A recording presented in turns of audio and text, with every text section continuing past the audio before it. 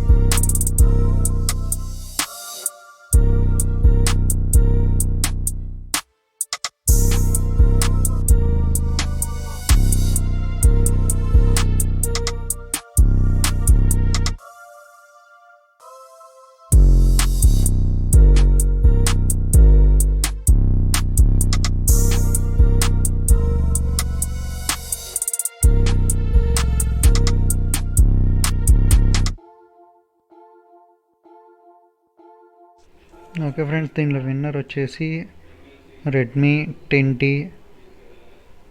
దీని పర్ఫార్మెన్స్ చాలా బాగుంది. అలాగే ఇది రెడ్మీ నోట్ 8 అనేది కొంచెం స్లో ఉంది.